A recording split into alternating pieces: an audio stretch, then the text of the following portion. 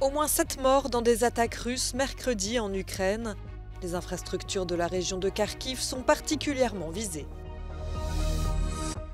Le Parlement européen approuve la réforme en profondeur de la politique migratoire de l'Union qui a nécessité des années de négociations.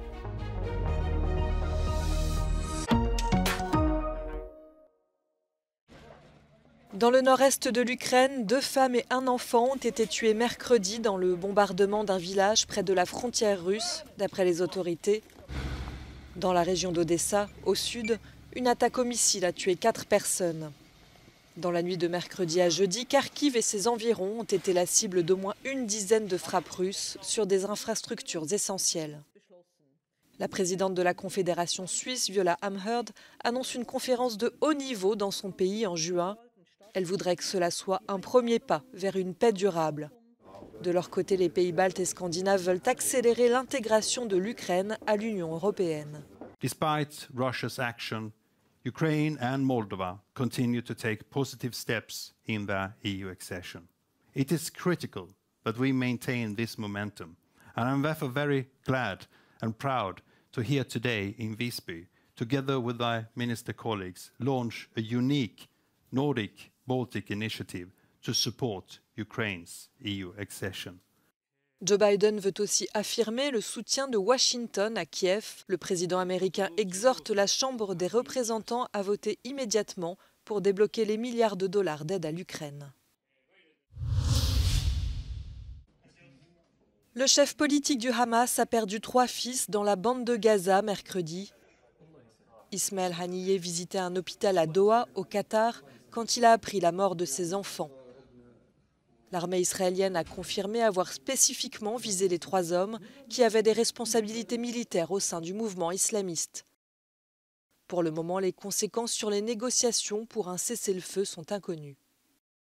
The airstrike also comes at a sensitive time as Israel and Hamas are engaged in ceasefire talks. Haniyeh accuses Israel of acting out of revenge, and he says Hamas will not be pressured into making concessions in the ceasefire talks. Mercredi, c'était l'Aïd el-Fitr qui célèbre la fin du Ramadan pour les musulmans, mais les frappes israéliennes n'ont pas cessé. Au moins 11 personnes ont été tuées dans un bombardement qui a touché une maison à Zawaïda, au centre de la bande de Gaza, mardi soir.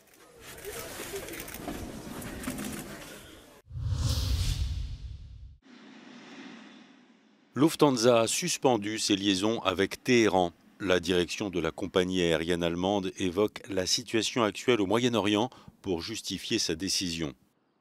Selon le président américain Joe Biden, l'Iran menace de lancer une attaque importante contre Israël. Le 1er avril dernier, une frappe attribuée à Tsahal avait détruit le consulat iranien de Damas. 16 personnes, dont 7 gardiens de la révolution, avaient été tués.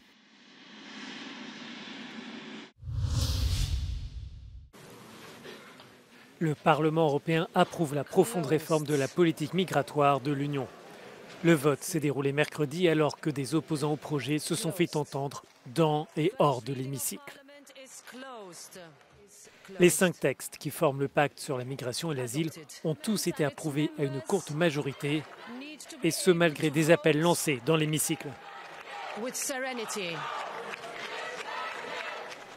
Les nouvelles règles introduisent davantage de solidarité entre les États membres, mais aussi plus de contrôle aux frontières et des procédures d'asile plus rapides et plus efficaces.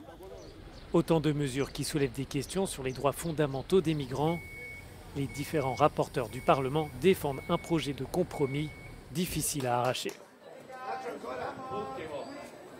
The rules are there, they now need to be implemented. And we also have ensured that there is access for NGOs, for lawyers to give advice. So we have a number of safeguards. The question, like always already in the past, is do we ensure that everything is implemented? That will be the task for the next mandate. Le nouveau pacte pouvait compter sur le soutien des 3 principaux groupes politiques du Parlement, malgré des défections de certaines délégations. L'extrême droite a voté contre, ainsi que les Verts et la gauche radicale qui avaient organisé une manifestation pour dénoncer la mort du droit d'asile. 161 organisations de la société civile avaient demandé aux eurodéputés de s'opposer à ce texte. Certains militants sont d'ailleurs parvenus à entrer dans l'hémicycle et à perturber la session de vote. L'une des questions les plus controversées concerne la procédure aux frontières, un moyen plus rapide d'examiner certaines catégories de demandeurs d'asile. Son rapporteur rejette les accusations à l'encontre de ce texte.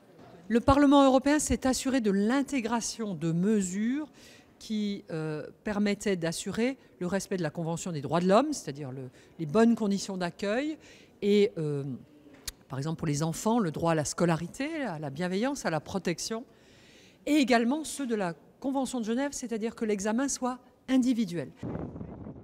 Les différents textes de ce pacte doivent maintenant être approuvés par les États membres. Le vote pourrait avoir lieu d'ici la fin du mois.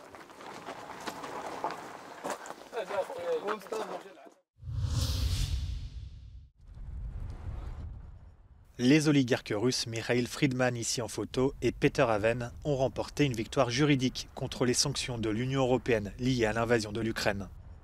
Le tribunal de l'UE a donné raison aux deux hommes d'affaires, estimant qu'il n'y avait pas suffisamment de preuves démontrant leur soutien à la guerre lancée par le Kremlin.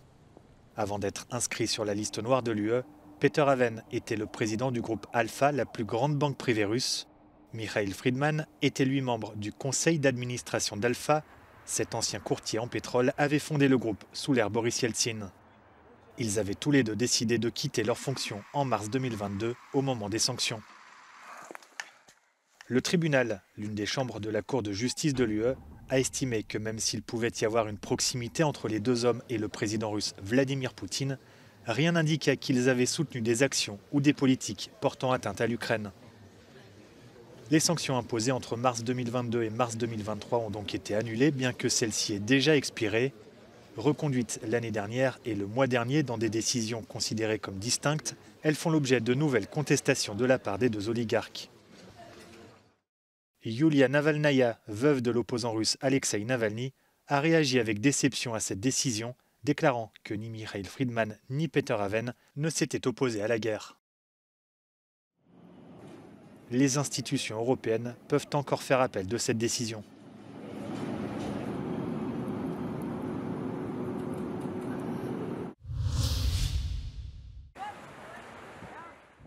Le gouvernement espagnol met fin au régime des visas dorés. Ce régime accordait un permis de résidence et de travail de 3 ans aux riches étrangers qui investissaient au minimum 500 000 € dans l'immobilier. Il avait été introduit en 2013 par le gouvernement de Mariano Rajoy en pleine crise immobilière et monétaire dans le but de relancer les investissements dans le pays. Mais ses détracteurs affirment qu'il créait des pressions inflationnistes et servait de porte d'entrée à l'argent sale dans l'économie. Es decir, lo que vamos es a iniciar el procedimiento para eliminar la concesión de la llamada Golden Visa, que permite acceder al régimen de residencia cuando se invierte más de $500 000 en bienes inmuebles. Vamos a tomar las medidas necesarias para garantizar que la vivienda sea un derecho y no un mero negocio especulativo. Reste à voir si la suppression des visas dorés aura un impact significatif sur le marché immobilier. Selon un site spécialisé, moins de 0,1% des plus de 4 millions de logements vendus entre 2013 et 2023 ont été achetés dans le cadre de ce régime. En esta década, desde el año 2013 al año 2023, se han concedido en nuestro país 14.576 Golden Visa correspondientes a las denominadas inversiones en bienes inmuebles. ¿De dónde proceden estas inversiones? Sus principales nacionalidades: China, Rusia, Reino Unido, Estados Unidos, Ucrania, Irán, Venezuela y México. Le Portugal a récemment révisé son régime de visa doré, excluant les investissements immobiliers afin de faire face à la crise du logement. La Commission européenne appelle depuis longtemps à la fin de ces régimes, citant les risques de sécurité et affirmant que la citoyenneté est accordée sans obligation réelle pour le bénéficiaire de vivre dans le pays.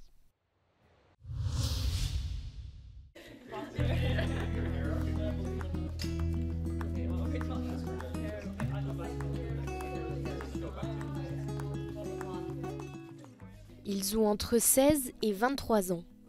Ils sont engagés politiquement et voteront pour la première fois aux élections européennes en juin.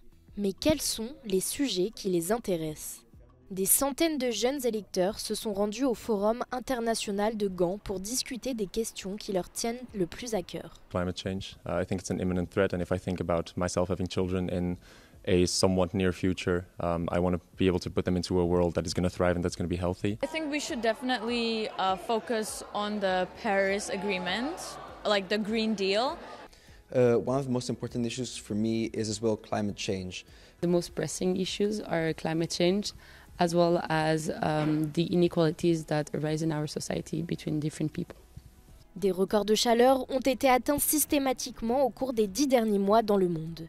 Selon un récent sondage Euronews Ipsos réalisé dans 18 pays de l'Union européenne, plus de la moitié des électeurs âgés de 18 à 29 ans considèrent le climat comme une priorité. Mais ce n'est pas la seule question qui les préoccupe. Europe is standing at a crossroads. There's a new threat emerging from the east, with Russia being now more offensive than it ever has been before, invading a neighboring country, Ukraine. Les institutions européennes souhaitent que le plus grand nombre possible de jeunes électeurs se présentent et s'expriment en raison du faible taux de participation de cette tranche d'âge. Le Forum international de Gand a été organisé par le Parlement européen des jeunes. Il s'agit d'un organisme reconnu et partiellement financé par l'Union européenne, dont l'objectif est d'accroître l'engagement politique des jeunes.